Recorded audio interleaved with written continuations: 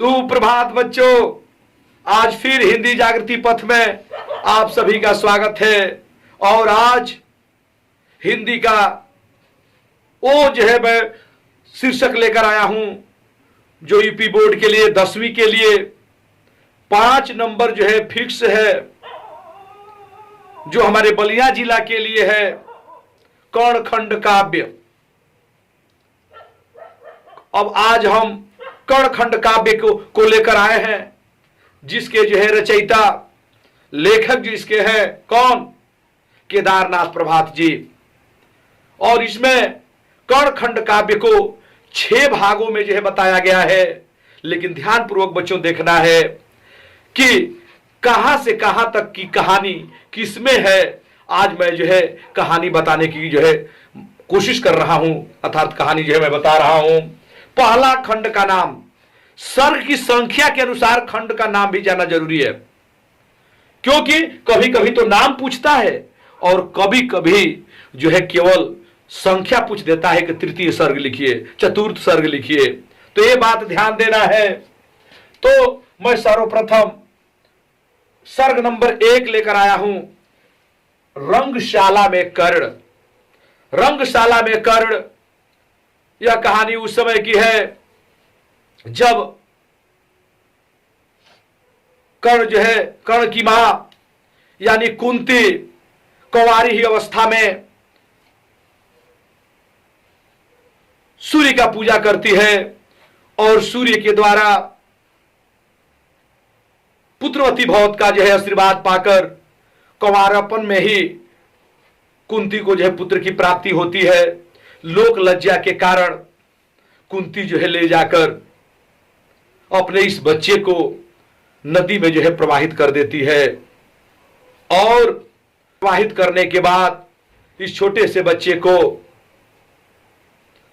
एक अधीरथ और राधा नाम का एक दंपति ने, जो नीच जात से थे, अर्थात जो एक जो है छोटी कास्ट के थे, इनका पालन पोषण किए। धीरे धीरे कर्ण बड़ा होता गया। उस परिवार में जन्म लेने के कारण इसको लोग सूत पुत कहकर पुकार रहे थे। कर्ण बड़ा होता गया।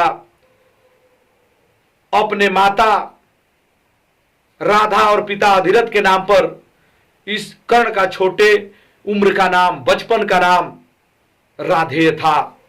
एक दिन की बात है कि राजा द्रुपद अपनी पुत्री द्रौपदी के लिए एक जो है स्वयंवर रचा और कहा कि जो यहां लक्ष्य भेद करेगा उसी के साथ जो है मेरे पुत्री की शादी होगी। उस स्वयंवर में, उस रंगशाला में देश विदेश के राजा अनेक लोग आए, इतना तक कि अज्ञातवास से कुंती के साथ वह जो है सभी पुत्र, उसके 5 पांडव भी आए थे। और वहीं पर लक्ष्य भेद होने लगा। लेकिन जैसे ही कर्ण खड़ा हुआ, वहां पर द्रौपदी अपने सहेलियों के साथ थी और चिल्लाकर कहने लगी कि सूत पुत्र के साथ मेरा शादी नहीं हो सकती और यह राजा भी नहीं है। उसी समय दुर्योधन खड़ा होता है और कर्ण का सहारा देते हुए, कर्ण को सहारा देते हुए कहता है कि मैं अपना अंग प्रदेश इसको जो है नाम लिखता हूं और आज के बाद यह राजा हो गया। फिर भी द्रौपदी जो है सूत पुत कहकर इनको जो है उस रंगशाला में लक्ष्य भेद करने से जो है इनको इनकार कर देती है। सभी लोग सूत पुत कहकर पुकारने लगे और कर्ण वहां से अपमानित होकर लौट जाता है। यहां तक की कहानी रंगशाला में कर्ण है। यानी ध्यान दें कि यानी कुंती का तपस्या से लेकर, सूर्य का पूजा से लेकर के, और जहां रंगशाला में कर्ण अपमानित होकर बाहर जाता है, यहां तक की कहानी सर्ग नंबर 1 में है। सर्ग नंबर 1, रंगशाला में कर्ण। दूसरा सर्ग है द्यूत सभा में द्रौपदी। द्यूत माने होता है जुआ। जुआ सभा में द्रौपदी कैसे जाती है, ये कहानी वहां से प्रारंभ होती है कि जब दुर्योधन जो अपमानित होकर लौट जाता है तो पांडव भेष में, जो ब्राह्मण भेषधारी अर्जुन आए थे, पांडव अपने माता के साथ ब्राह्मण भेष में आए थे। अर्जुन जो है तुरंत जो है लक्ष्य भेद करता है और द्रौपदी को जीत कर लेकर चले जाते हैं। द्रौपदी के जीत कर ले जाने के बाद वहां पर जो है ये लोग कृष्ण और विदुर तथा आदि लोगों के समझौता के माध्यम से वहां पर जो है इन पांडवों को हस्तिनापुर जो है राज दे दिया जाता है। हस्तिनापुर राज, इंद्रप्रस्थ आज भी देखे होंगे, हस्तिनापुर राज दे दिया जाता है। और यहां पांडव जो है एक ऐसा महल का निर्माण कराते हैं जहां पर थल जो है जल दिखता है और जहां पर जल जो है थल दिखता है। वहां पर अनुसूय यज्ञ का भी निर्माण किया जाता है। सभी लोगों का वहां पर जो है बुलावा होता है। इतने तक कि कर्ण, दुर्योधन तथा आदि देश विदेश के लोग भी वहां पहुंचे और तभी वहां पर दुर्योधन पहुंचता है। दुर्योधन गलती से थल समझकर जल वाले भाग में प्रवेश कर जाता है और वहां वह गिर जाता है। द्रौपदी अपने सहेलियों के साथ उस महल के ऊपर है और द्रौपदी हंसकर कहने लगती है कि अंधा के पुत्र भी अंधा होते हैं। इस बात को सुनकर कर्ण दुर्योधन को बड़ा ठेस पहुंचा, कष्ट हुआ। और तब कर्ण कहा कि हे मित्र, चलो रंगशाला में यह मेरा अपमान की और आकर यहां पर इंद्रप्रस्थ में जो है आपका अपमान कर दी, इसका बदला हम लोग जरूर लेंगे। और यही दोनों वहां से आए और मामा शकुनी के माध्यम से एक द्यूत सभा का आयोजन किए। द्यूत माने होता है जुआ। उस जुआ सभा का आयोजन किए और छल से युधिष्ठिर से सारे राजपाट जीत जाते हैं। इतने तक कि जो है पूरे पांडव को भी जो है वह बाजी पर लगा देते हैं। अंत में अपनी पत्नी द्रौपदी को भी जो है दांव पर लगा देते हैं। जैसे ही द्रौपदी कौरवों द्वारा जो है विदित हो जाती है, विजित हो जाती है, माने जीत ली जाती है, कर्ण जो है ललकार कर कहता है दुशासन से कि अरे ठहर मत, अरे दुशासन। कैसे बोलेंगे कि अरे ठहर मत, अरे दुशासन, हर ले कृष्णा वस्त्र कृष्णा के सारे, चाहे वह रो रो कर जिसे पुकारे। और अंत में बहुत ललकारता है, दुशासन आगे बढ़ता है। फिर भगवान कृष्ण को जो है चीर में आकर जो है प्रवेश करना पड़ता है। लेकिन यह घटना यहीं तक है और इस बात को कौन जो है जीवन भर पछताप करता है। तो द्वितीय सर्ग है, यानी कहां से कि अर्जुन के द्वारा द्रौपदी को जो है लेकर जाने का कथा, और इतने तक कि यहां से लेकर और जो है दुर्योधन, जहां तक कर्ण हमेशा जो है पछताप करता रहता है, यहां तक की घटना जो है द्यूत सभा में द्रौपदी है। तीसरा सर्ग है कवच कुंडल दान। यह वह सर्ग है जो परीक्षा के दृष्टि से बहुत ही महत्वपूर्ण है। यह उस समय का है जब दोनों तरफ से जो है कर्ण और अर्जुन का जो है दोनों तरफ से ललकारी हो जाता है, ललकार हो जाता है कि मैं उसको मारूंगा, मैं उसको मारूंगा।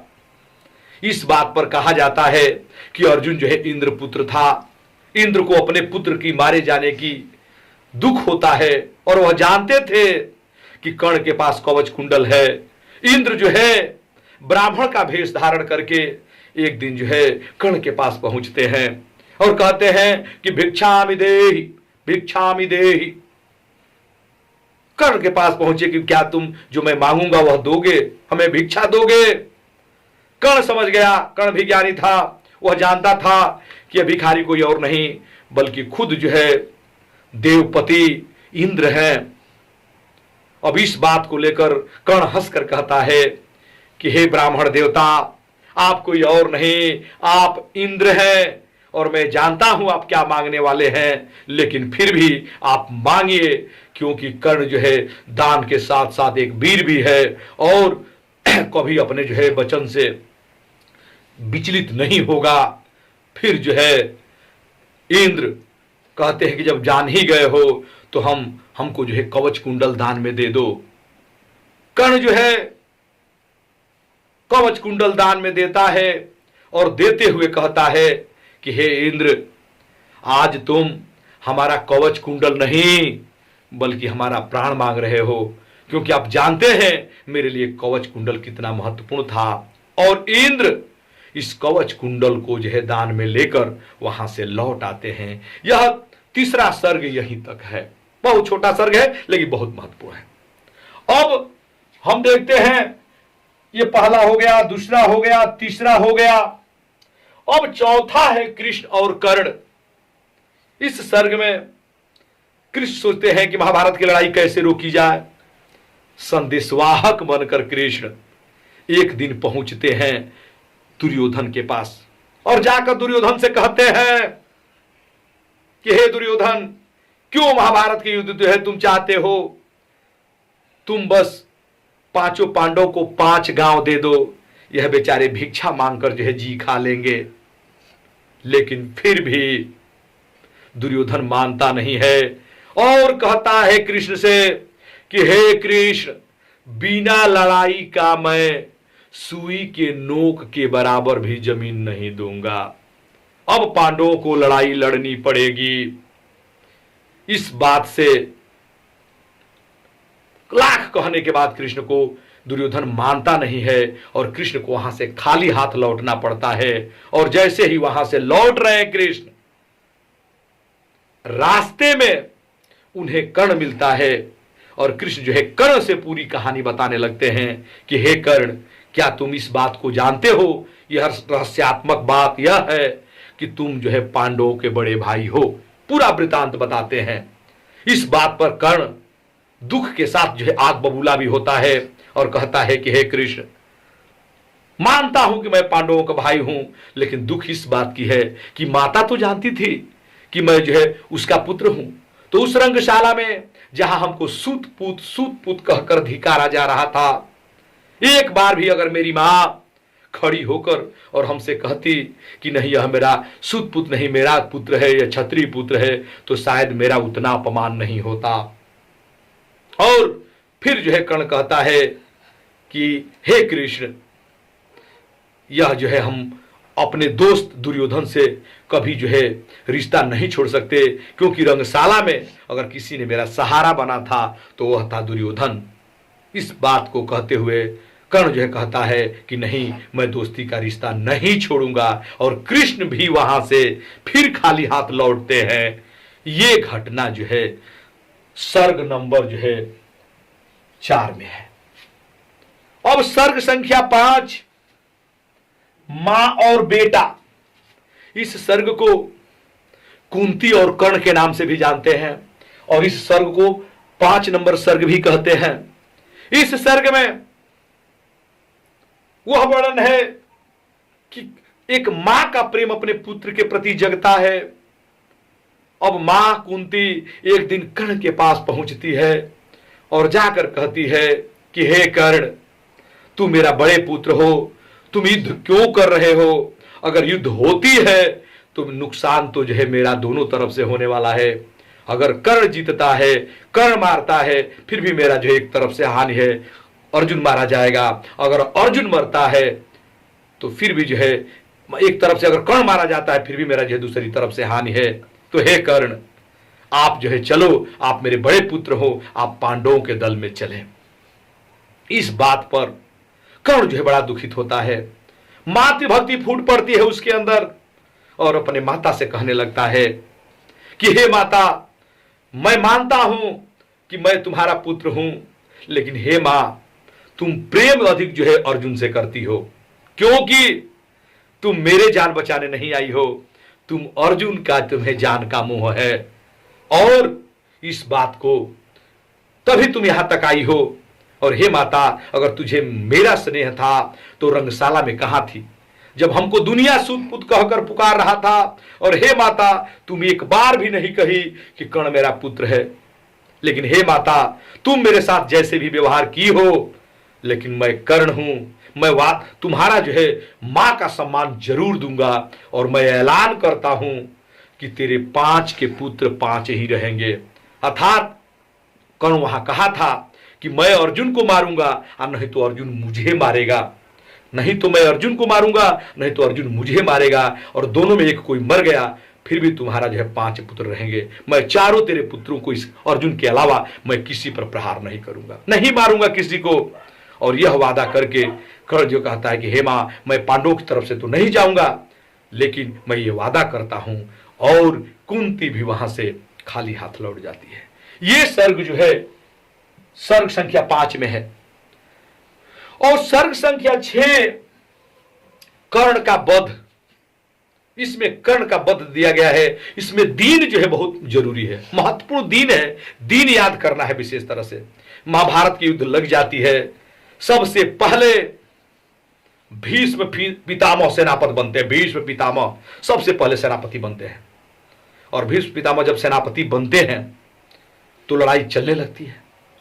लड़ाई चलते चलते एक दिन की बात है कि दुर्योधन जो है भीष्म पितामह पर कटाक्ष कर रहा है कि हे भीष्म पितामह, आप लग रहा है कि भले मेरे सेने में है, लेकिन आपका आंतरिक दिल जो है पांडवों की विजय चाहता है। इस बात पर भीष्म पितामह जो है नाराज हो जाते हैं और कहते हैं कि ऐसा कुछ भी नहीं है। और भीष्म पितामह भीष्म प्रतिज्ञा करते हुए एक जो है खतरनाक युद्ध करना शुरू कर देते हैं। और जब युद्ध शुरू हो जाता है तो पांडवों के दल में जो है खलबली मच जाती है। और पांडवों की दल में जब खलबली मच जाती है, उस समय की बात है कि अब जो है अर्जुन दौड़ कर जाते हैं कृष्ण के पास कि हे कृष्ण, मैं क्या करूं, कैसे जो है अब युद्ध को रोका जाए। तब जो है कृष्ण उपाय बताते हैं कि ध्यान से सुनो। भीष्म पितामह अपने समय में वह 3 जो है स्त्रियों से प्रेम रखते थे, अंबा, अंबे, अंबालिके। उसी में से एक स्त्री जो है मरने के बाद शिखंडी का जो है जन्म ली है, शिखंडी के रूप में जो है अवतार ली है। अगर शिखंडी को उनके सामने खड़ा कर दिया जाता है तो भीष्म पितामह कभी स्त्री पर हाथ नहीं उठा सकते, जरूर अपना धनुष नीचे रख देंगे। और ऐसा ही हुआ, शिखंडी को सामने लाया गया और भीष्म पितामह जो है अपना धनुष रख दिए और अर्जुन जो है अलातूल बाण चलाकर उस भीष्म पितामह को घायल कर दिया। और कराते हुए भीष्म पितामह उस युद्ध क्षेत्र में गिर गए। जैसे ही वह गिरे, उनका सिर थोड़ा सा लटका हुआ था। फिर भीष्म पितामह बोले कि हे वत्स, मेरा सिर जो है झुका हुआ है, अगर शिष्य ही है तो आगे वाला भी काम कर दो। और इस तरह से अर्जुन जो है और बाण चलाकर उनका जो है तकिया लगाने का काम कर दिए।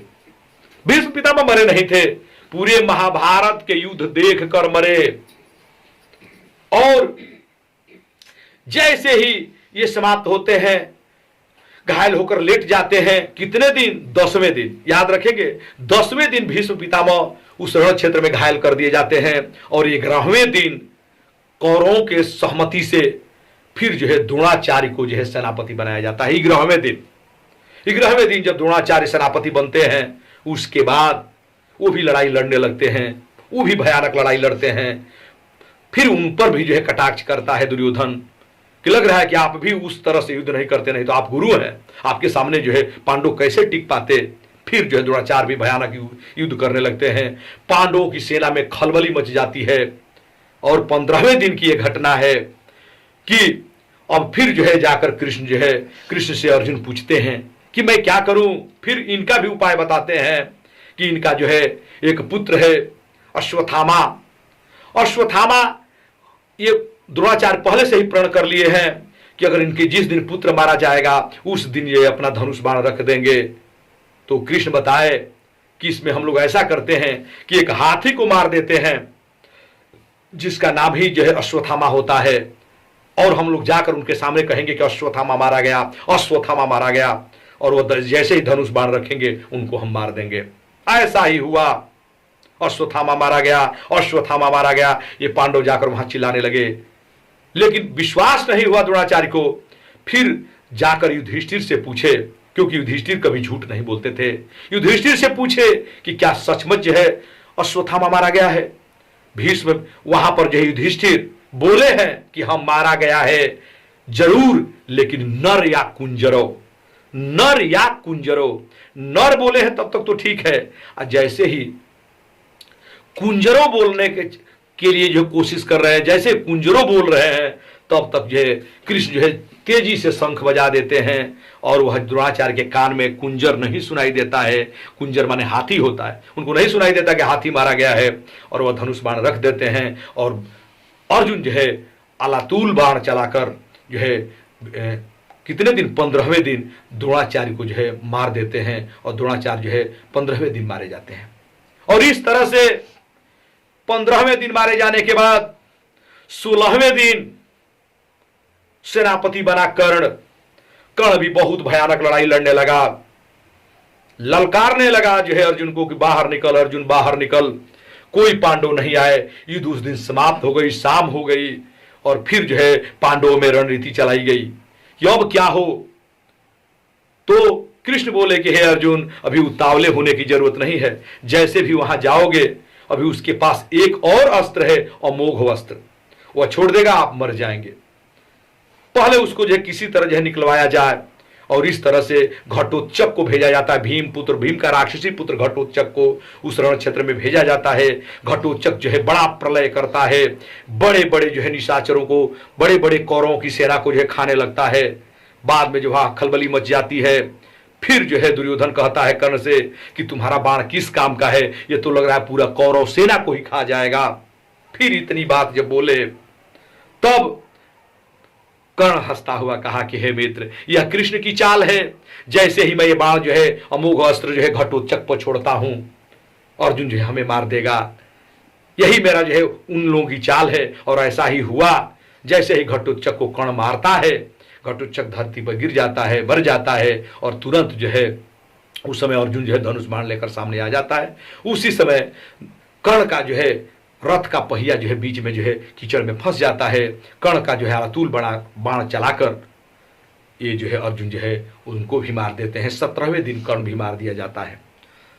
यहां तक की जो है घटना कर्णवध में है, यानी भीष्म पितामह की सेनापति बनाए जाने से लेकर कर्ण के मारे जाने तक का जो घटना इसमें है।